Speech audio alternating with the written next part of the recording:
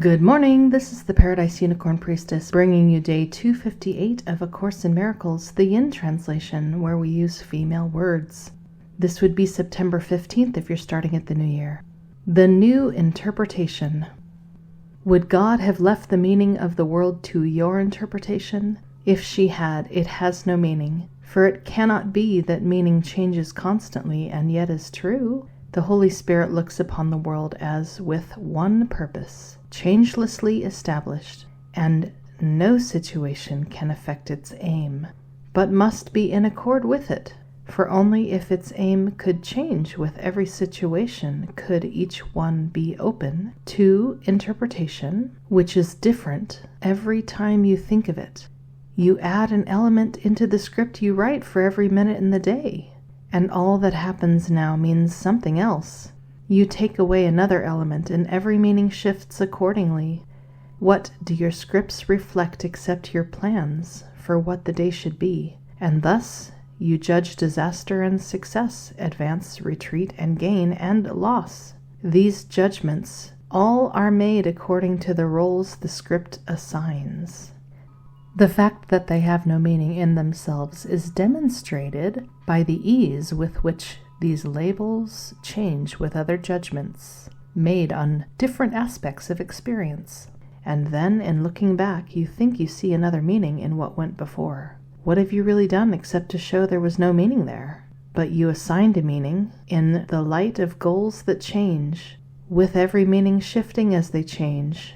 Only a constant purpose can endow events with stable meaning, but it must accord one meaning to them all. If they are given different meanings, it must be that they reflect but different purposes. And this is all the meaning that they can have. Can this be meaning? Can confusion be what meaning means? Perception cannot be in constant flux and make allowance for stability of meaning anywhere. Fear is a judgment never justified. Its presence has no meaning but to show you wrote a fearful script and are afraid accordingly, but not because the thing you fear has fearful meaning in itself.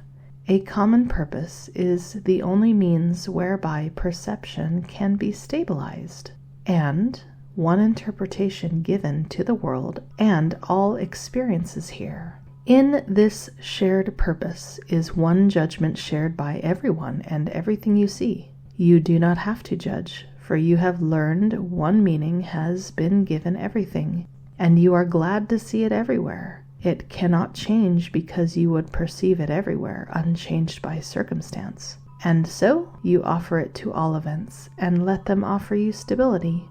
Escape from judgment simply lies in this. All things have but one purpose, which you share with all the world, and nothing in the world can be opposed to it, for it belongs to everything, as it belongs to you.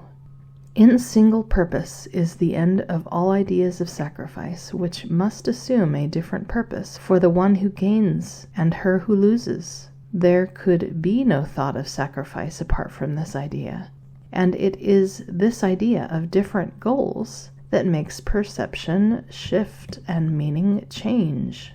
In one united goal does this become impossible, for your agreement makes interpretation stabilize and last. How can communication really be established while the symbols that are used mean different things? The Holy Spirit's goal gives one interpretation, meaningful to you and to your sister. Thus can you communicate with her and she with you. In symbols that you both can understand, the sacrifice of meaning is undone. All sacrifice entails the loss of your ability to see relationships among events, and looked at separately they have no meaning, for there is no light by which they can be seen and understood. They have no purpose, and what they are for cannot be seen. In any thought of loss, there is no meaning. No one has agreed with you on what it means. It is a part of a distorted script, which cannot be interpreted with meaning. It must be forever unintelligible. This is not communication. Your dark dreams are but the senseless, isolated scripts you write in sleep. Look not to separate dreams for meaning. Only dreams of pardon can be shared. They mean the same to both of you. Do not interpret out of solitude, for what you see means nothing. It will shift in what it stands for, and you will believe the world is an uncertain place in which you walk in danger and uncertainty. It is but your interpretations which are lacking in stability, for they are not in line with what you really are. This is a state so seemingly unsafe that fear must rise. Do not continue thus, my sister. We have one interpreter, and through her use of symbols are we joined, so that they mean the same to all of us. Our common language lets us speak to all our sisters, and to understand with them. Forgiveness has been given to us all, and thus we can communicate again. I appreciate that today's reading speaks to stability. Maybe it's my Taurus nature, but I love stability. Not a big fan of drama, not a big fan of uncertainty. I love it when I can trust things to be smooth and pleasant. Yeah, sounds like a Taurus. Anyway, it talks about how the way we interpret things is constantly changing and therefore has no meaning. Stability has meaning, and meaning has stability. It says you add an element into the script you write for every minute in the day, and all that happens now means something else. Hilarious! But is it not true? Is it not true? Oh my gosh, how many of us overthink things? And what does the word overthink mean but that we are thinking to a level that messes everything up, makes everything worse, is not helpful in any way, and we really, really wish we could stop doing it? It says only a constant purpose can endow events with stable meaning, but it must accord one meaning to them all. Again, we have the all or nothing, it has to apply to everything or it doesn't work approach. And we have the idea that the instability that we experience is from our vacillation between love and not love. Of course there are moments that we want love, but as long as there's fear and fearful reactions to things, there's going to be moments where we also want not love. I don't know why, but that's suddenly making me think of the book 1984. I only read it once, and it really deeply impacted me. Everyone knows about the phrase Big Brother and doublespeak and all these things that are so iconic that come from 1984. But what I didn't expect was how liberated I would feel when the main character seems to find a pocket of freedom and finds beautiful romance in it, and this beautiful, delicious liberation of being with a lover, seeming to be outside of the sight of Big Brother, out of the sight of this super controlling world and society that feels so inescapable and so betraying to the soul. And it feels so good to be with the main characters in their freedom, but it all gets crushed. You find out that the system knew all along exactly what he was doing. In fact, let him have this little bout with freedom, this little tryst with joy, so that it could destroy him all the more thoroughly. They capture him and his lover, and they separate them, and they torture them, and they play on their worst fears, such that they get them to cry out that they would rather have the terrible thing happen to their lover if they could only escape it themselves.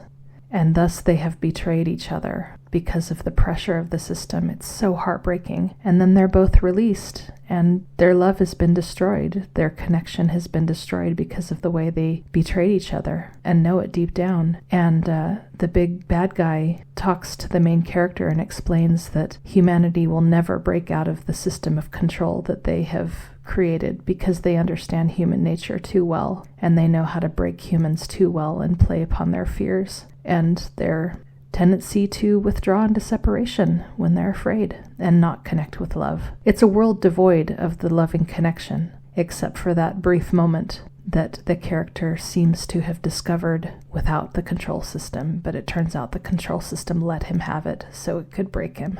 Such a horrifically powerful story. Really stays with you. Today's text reading also speaks of communication and symbols. As long as there's any separation whatsoever, we do need some symbols in communication. And we know what happens when communication is blocked because people speak different languages. They don't speak the same language. For everyone to speak the same language is super helpful. I mean, even in Star Trek, as they're exploring the universe, they have to have the universal translator to make the story work. Because if you dealt with a language barrier every time you encountered a new culture, a new alien race, that would just be really annoying and get in the way of the story. I mean, we have to have a common language. And towards the end of the text reading, it explains that the Holy Spirit is what gives us a common language so that we can communicate. And that's why we're able to come back together again. Okay, it says, in any thought of loss, there can be no meaning. So it goes on to explain that our most unpleasant, nightmarish experiences in the dream illusion are the ones in which we are the most alone, the most feeling a way that nobody else feels but us. And we are told that basically the more alone we are in an experience, the less meaning it has. In other words, only shared experiences have meaning, and the more shared they are, the more meaning they have. This goes back to how it is our relationships that are the temple of the Holy Spirit, not the body. And that, in essence, we don't even start to have reality until we are connected to another. It's like how a point in space has no dimension. But as soon as you draw a line segment between 2 points, now you have a dimension. And the more connections you make, the more dimension you have. The ego is meaningless because it's a point in space with no dimension. That's just another way to think about it. Okay, A Course in Miracles, but what if people have a shared experience where they're really mad at somebody else? Well, okay, now you have a divide between people on this side of the divide and people on that side of the divide that can't be crossed. But when you have connections of forgiveness, well, everyone's in agreement. Everyone's included. No one's shut out. Everyone's getting everything they want. Why would they not be enthusiastic about that? See? No gap. Alignment in every direction. So much stronger. After reviewing What is Sin, found in the show notes, we go on to lesson 258. Let me remember that my goal is God. All that is needful is to train our minds to overlook all little senseless aims, and to remember that our goal is God. Her memory is hidden in our minds, obscured but by our pointless little goals which offer nothing and do not exist. Shall we continue to allow God's grace to shine in unawareness, while the toys and trinkets of the world are sought instead? God is our only goal, our only love. We have no aim but to remember her. Our goal is but to follow in the way that leads to you. We have no goal but this. What could we want but to remember you? What could we seek but our identity? That is our lesson. Happy practicing.